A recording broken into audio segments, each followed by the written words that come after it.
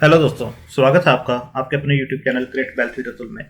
मैं हूं आपका दोस्त अतुल गोयल। आज हम बात करेंगे बैंकिंग सेक्टर से जुड़े हुए एक छोटे बैंक और जिसका प्राइस भी अभी 10 रुपये से नीचे का है। हम बात करें साउथ इंडियन बैंक, जिसने अभी रिसेंट में काफ़ी अच्छा मूवमेंट दिखाया था। क्या न्यूज़ है इसके ऊपर, कैसे रिजल्ट्स हो सकते हैं, कैसा मैनेजमेंट का फोकस है और क्या टेक्निकल बोलते हैं, कितना इसके अंदर डाउन साइड अब है और किस लेवल के ऊपर एक रेजिस्टेंस ये फेस कर रहा है, उसको हम टेक्निकल उसके ऊपर भी देखेंगे और देखेंगे कि अगर उसको ये क्रॉस करता है, उस रेजिस्टेंस को ब्रेक करता है तो कितना मोमेंटम ये और दिखा सकता है।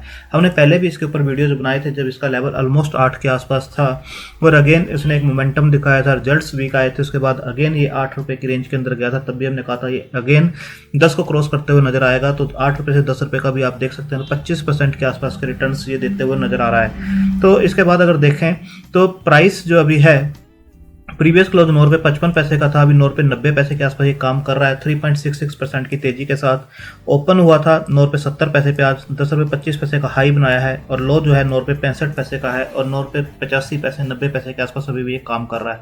50 वीक हाई देखेंगे 10 रुपये 85 पैसे का है, लो देखेंगे 4 रुपये 80 पैसे का है। तो नीचे के लेवल से शेयर ऑलमोस्ट डबल के आसपास अभी भी काम कर रहा है। 5 दिन का अगर देखेंगे तो एक रेंज के अंदर जरूर काम कर रहा है। 10 रुपये 60 पैसे के आसपास इसने हाई बनाया था और आज भी 10 रुपये 25 पैसे के आसपास का टॉप है।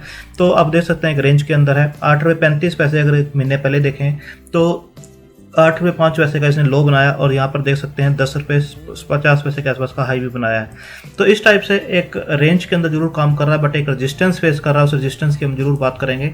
जैसे मैंने कहा छोटा बैंक है तो 1728 करोड़ का मार्केट कैप है इसका और आरओसी देखेंगे 6.01% की है, आरओई देखेंगे 1.93% की है, कोई भी शेयर प्लज नहीं है और ईपीएस जरूर अभी माइनस में है, रिजल्ट्स सही नहीं है। बुक वैल्यू देखेंगे तो 30.2 की है, बुक वैल्यू से ऑलमोस्ट शेयर जो है 70% के आसपास डिस्काउंट के ऊपर मिलता हुआ नजर आ रहा है। प्राइस टू बुक वैल्यू 0.32 की है, फेस वैल्यू 1 की है, डिविडेंड पे नहीं करते हैं। तो देख सकते हैं मिक्सअप एक आपको फंडामेंटल्स इसके मिलेंगे, बट आने वाले टाइम में जरूर देखेंगे किस टाइप का शेयर हो सकता है। 200 डीएमए से ऊपर शेयर काम कर रहा है और 50 डीएमए से भी ऊपर ही काम कर रहा है और 200 डीएमए के ऊपर इसने यहाँ पर सपोर्ट लिया था और यहाँ पर सपोर्ट लिया, उसके बाद देखिए ऊपर अच्छा बाउंस इसने दिया। रिजल्ट्स देखेंगे तो जो एनपीए हैं जरूर इनके इंप्रूव हो रहे हैं। पहले आप देखेंगे 4.98 के आसपास हुआ करते थे, 4.90 के आसपास हैं, 3.34 जो नेट एनपीए परसेंटेज थी वहाँ से भी 2.12 के आसपास हैं। तो जो एसेट क्वालिटी है वो इंप्रूव होती हुई नजर आ रही है। यहाँ पर जरूर इस क्वार्टर में इन्होंने लॉस दिया था 92 करोड़ का, उससे पहले 2 क्वार्टर प्लस थे। तो आप देख सकते हैं पहले के जो क्वार्टर्स थे वो सारे प्लस ही इनके थे। 2 क्वार्टर आप देखेंगे तो माइनस के अंदर हैं, बाकी सब इनके प्लस के अंदर ही आए हैं। अदर इनकम्स जो है काफ़ी इंपॉर्टेंट है इनके लिए, यहाँ से अदर इनकम्स जो आती हैं। इसके बाद देखेंगे जो प्रमोटर की होल्डिंग है, आपको दिखाई नहीं देगी। एफआई की होल्डिंग 9.13 है, डीआई की होल्डिंग 4.56 की है और पब्लिक के पास 86.31 के आसपास की होल्डिंग्स यहाँ पर दिखाई देगी, जिसके अंदर से 5% स्ट्रॉन्ग हाथों में है, बाकी 80% जो है जनरल पब्लिक के पास है। इसके बाद आप न्यूज़ को देखेंगे तो न्यूज़ आपको इस टाइप से दिखाई देगी। South Indian bank to raise ₹240 crore from life and general insurances. तो आप देख सकते हैं यहाँ पर जो है Kerala based South Indian bank has got board approval.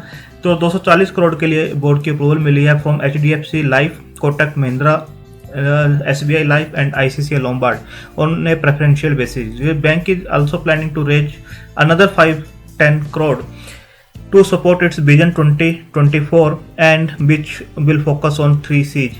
तो ये 3 Cs का पहले भी फोकस इन्होंने दिया था, जो इनके नए एमडी हैं उनकी तरफ से ये आया था किस टाइप से बैंक को आगे लेके जाना है।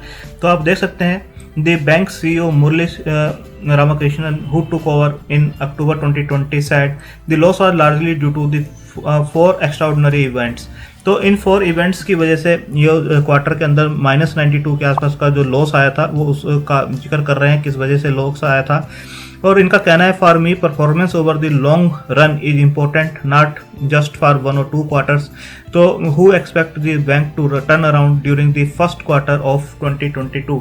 तो पहले क्वार्टर के बाद ये सोच रहे हैं कि ये टर्न अराउंड होता हुआ दिखाई देगा। He was appointed the bank CEO in October 2020। तो अभी आप देख सकते हैं ज़्यादा टाइम इनको नहीं हुआ है and will be the first from the private sector. तो पहले ये ऐसे सीईओ हैं जिनको प्राइवेट सेक्टर से अपॉइंट किया गया है। His appointment comes at a time when the lender is looking at strengthen his retail book। तो इनका जो फोकस है काफ़ी क्लियर है। यहाँ देख सकते हैं SIV's turn around will be based on 3 C's, जैसे 3 का इन्होंने एक पॉलिसी दी है। These include capital, CASA, cost to income, competency building, customer focus and compliance. They'll will be backed by the patience, perseverance and hard work. तो bank को काफ़ी आगे ये चीज़ें ले जा सकती हैं 3C का जो इन्होंने पूरा का पूरा फोकस जो रखा हुआ है।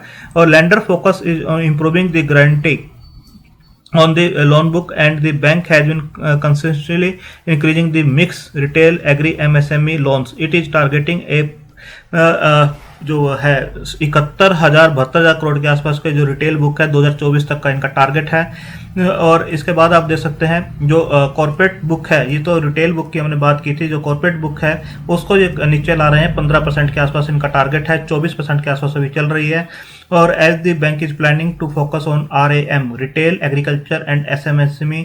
और RM कंट्रीब्यूशन जो है वो भी इंक्रीज तो है, expected to increase to 85% in the next 3 years from 76%। तो कॉर्पोरेट लोन बुक्स जो है उसको डाउन ला रहे हैं, 24% अभी है, 15% तक लाने का है।